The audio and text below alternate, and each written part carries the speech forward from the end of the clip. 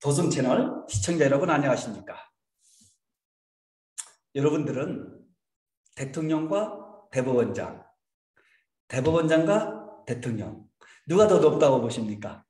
아니면 대통령과 대법원장을 선택하라고 한다면 당신은 과연 무엇을 선택할 것 같습니까?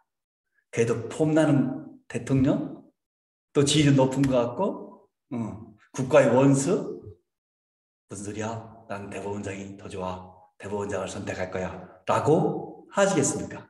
여기 평생에 걸쳐서 대통령을 할 것인지 대법원장을 할 것인지에 대해서 고민하고 고뇌한 한 인간이 있습니다. 오늘은 이 인간에 대해서 한번 같이 알아보도록 하겠습니다. 과연 이분은 무엇을 선택했을까요?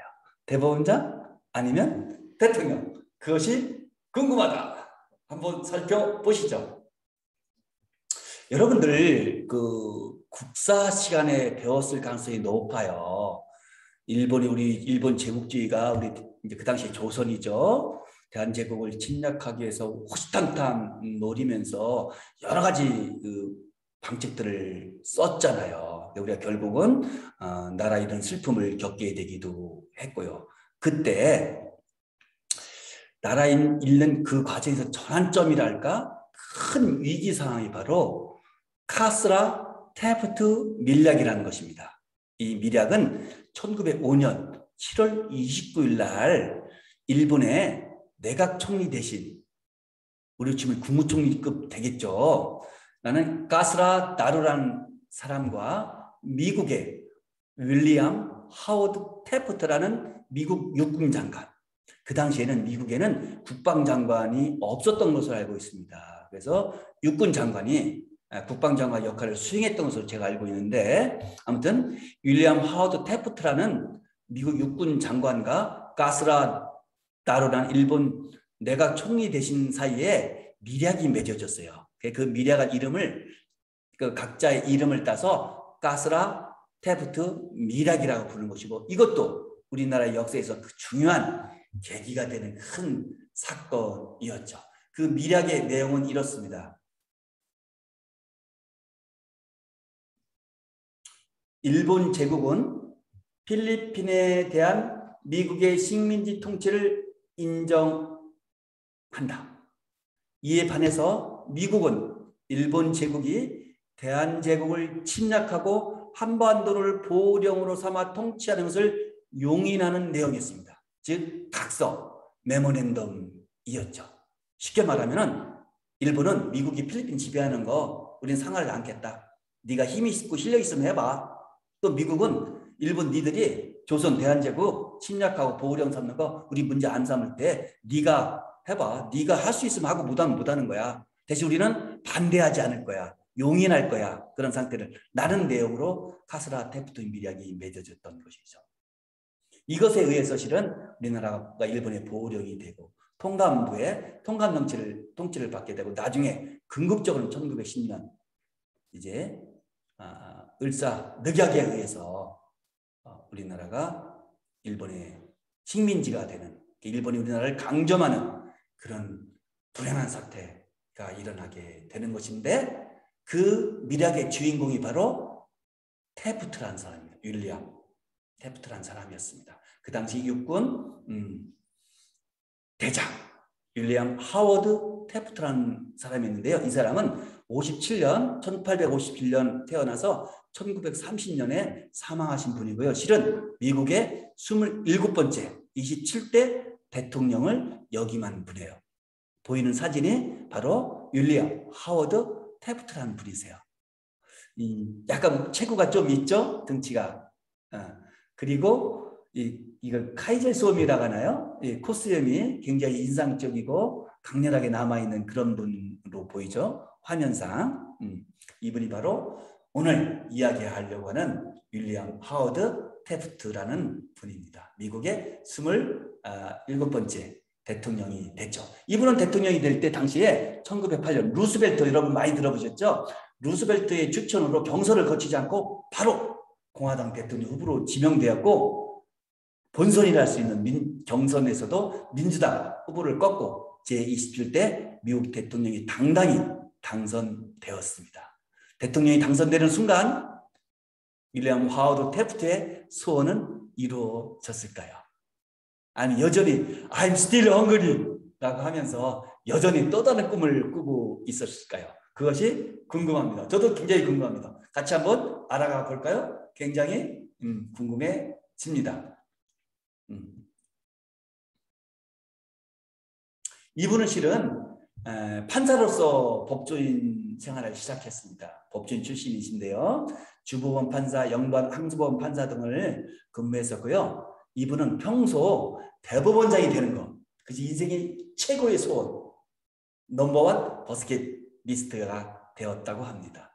그래서 실은 대통령 선거에서 압승해서 대통령이 당선된 뒤에도 뭐라고 주변에 이야기했냐면요. 내가 지금 대법원장이라면 무척 마음이 편안했을 것 같다. 대통령이 된 나는 지금 물 밖으로 나온 물고기와 같은 느낌이다 라고 말하면서 다른 사람과의 예상, 보통 사람들과의 생각과는 달리 그다지 기뻐하지는 않았다고 합니다.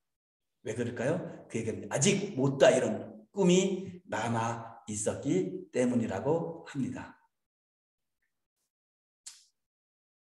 대통령이 됐잖아요, 이분이. 태프트 대통령이 대통령 뒤에 이제 에드워드 화이트라는 분을 대법원장에 지명합니다. 그런데 지명하면서 한 소리가 정말 아이러니 하면서 정말로 사람들이 관심을 끄는 말이었습니다. 내가 갖고 싶은 자리에 딴 사람을 지명해야 하는 이 아이란을 내가 겪고 있고 보고 있다. 내가 실은 다른 대통령에 의해서 대법원장으로 지명돼서 상원의 인준을 통과해서 내가 대법원장 직분을 수여해야 되는데 나는 결국 하는 것이 지명권밖에 없고 대법원장은 못 되는구나 라고 무척 안타까워하고 분통해했다는 것입니다. 그럴 정도로 그런 대법원장 되기를 간절히 원했던 것이죠.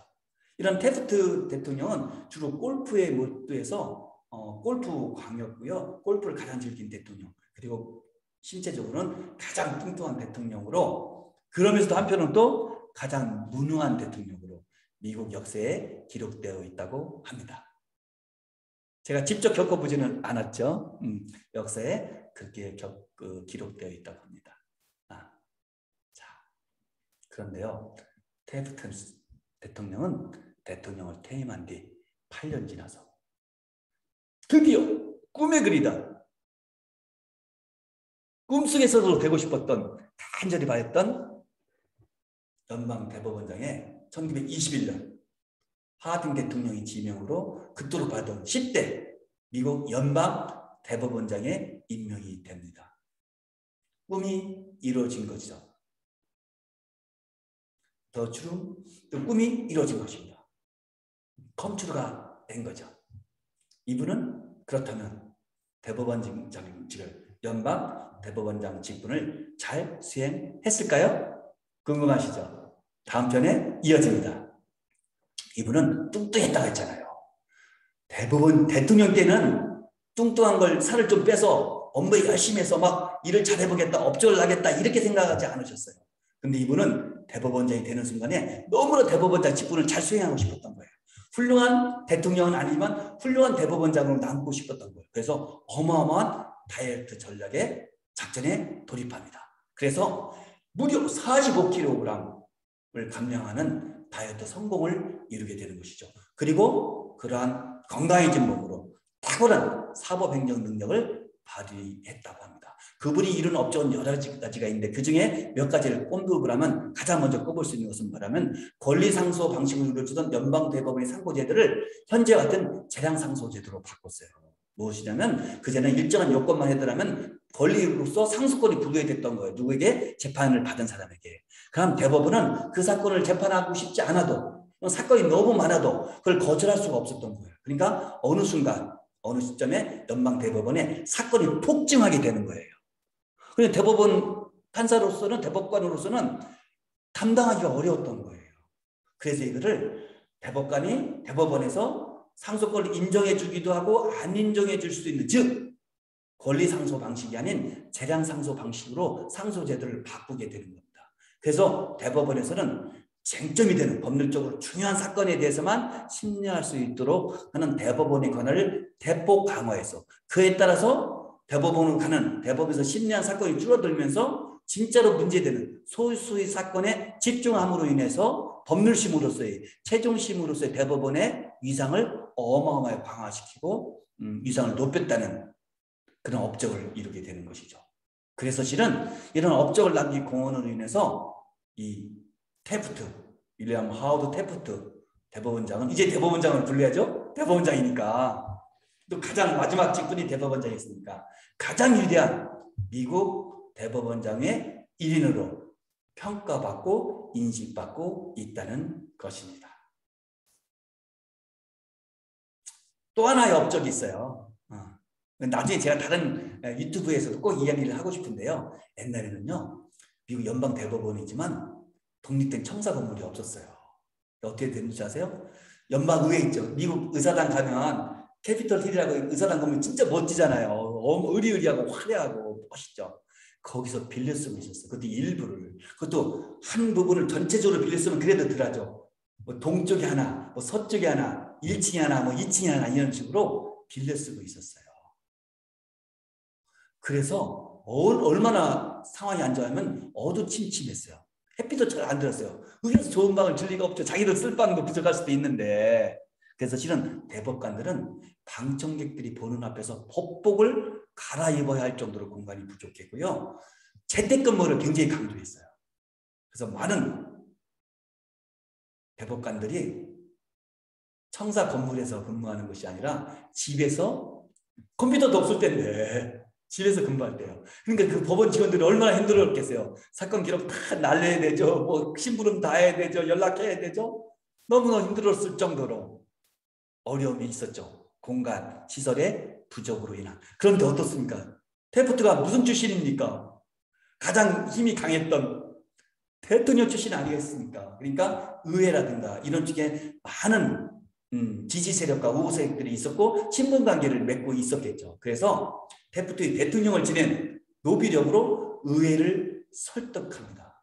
그리고 그 설득이 성공해서 1929년 의회의 승인 선고를 받습니다. 어떤 선고? 독립된 건물을 짓는.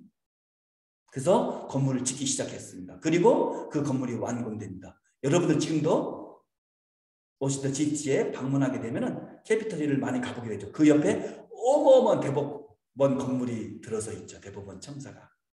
그런데 아쉽게도 이 연방 대법원 청사는 1935년에 준공이 됩니다. 그런데 테프트는 그 전에 이미 사망을 합니다. 그래서 본인은 그토록 원했던 신청사 건물에서 단 하루도 근무하지 못하는 아쉬움을 남기게 되는 것이죠. 여러분들 어떻습니까? 대통령이 되고 싶습니까? 대법원장이 되고 싶으십니까? 대통령? 대법원장. 둘 다 하나도 어마어마한 건데 둘을 어떻게 이루겠습니까? 그러나 둘을 이룬 분이 분명히 계십니다. 많은 분들이 놀랐고요. 예를 들어서 대법원장을 한 다음에 대통령으로서 어느 정도 이해를 할 수도 있을 것 같은데 대통령을 먼저 하고 오죽 얼마나 대법원장을 하고 싶었으면은 나중에 각고의 천신만고의 노력 끝에 대법원장을 임명받을 수 있었을까? 정말 대단한 것이죠.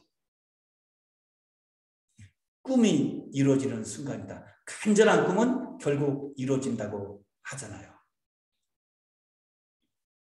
여러분들도 그 꿈이 꼭 이루어지는 그런 날이 됐으면 좋겠습니다. 추석 명절이 시작되지 않습니까?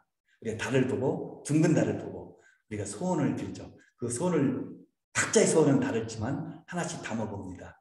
각자의 소원, 아름다운 소원들이 꼭 성취되기를, 그 꿈이 이루어지기를 저도 응원하고 기도하겠습니다. 여러분들 구독과 알림 버튼 꼭 필요한 거 알고 계시죠? 그래서 구독과 좋아요, 시청은 저희들에게 큰 힘이 됩니다. 꼭꼭 눌러주시고 시청 시간 길게 늘려주시기 바랍니다. 감사합니다.